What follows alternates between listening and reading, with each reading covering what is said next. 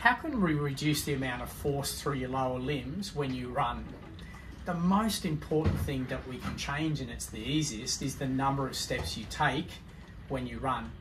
The steps that you take in 1 minute running is called the cadence, and 80% of runners run with a cadence of 160 steps in a minute.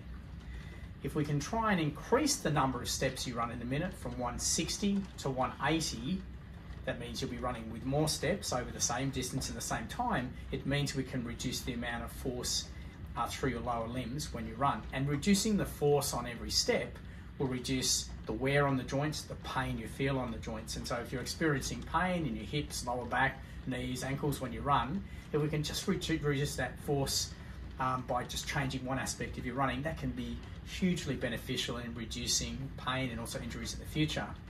And we can reduce that force by up to 30% on every step by just doing this one technique. When I run, and I'm just going to show you, when we run with a cadence of 160 beats a minute, here the ticking, this is a 160. So this is 160 steps. I'm using a metronome. 160 steps in a minute. Look how much my head goes up and down.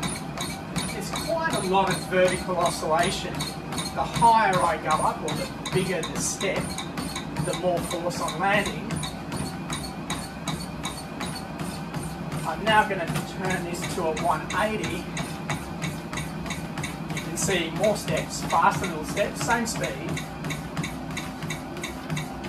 Look how little my head goes up and down. Much less. So changing the cadence from a 160 to a 180, increasing the cadence, reduces the force to the weight bearing joints by about a third. And you can see low cadence, much heavier, much more movement up and down, compared to the high cadence where there's more steps and less force in running. And this will help reduce injury, it'll reduce pain, and your joints should last for much longer without having injury. Thanks very much and happy running.